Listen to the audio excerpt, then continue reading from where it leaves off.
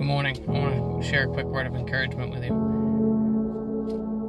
Titled, God Speaks, Don't Ignore It. There was a hiker who was lost on the highest mountain in Colorado. He was lost for over 24 hours. Rescuers called his phone multiple times. However, he ignored the calls, texts, and voicemails, believing they were spam.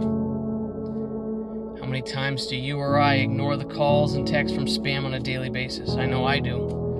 My phone's blowing up all the time. I ignore, I don't know you. Who are you?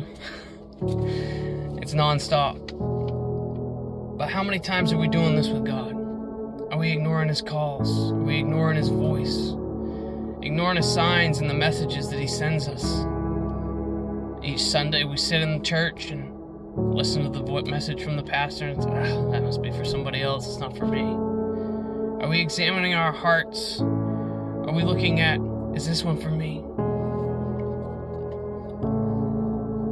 The fact that Sunday's message was exactly what you're dealing with in your life is not a coincidence.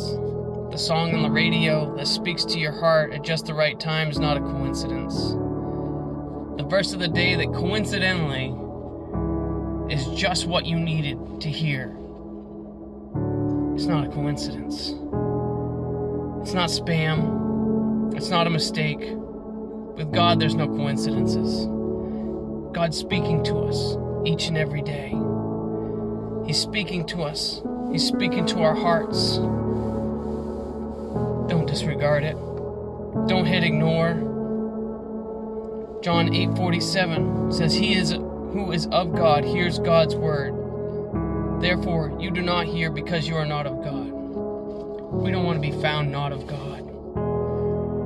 Listen to God's words. Hear Him calling us today. He's knocking. Answer Him. I love you, and Jesus does too.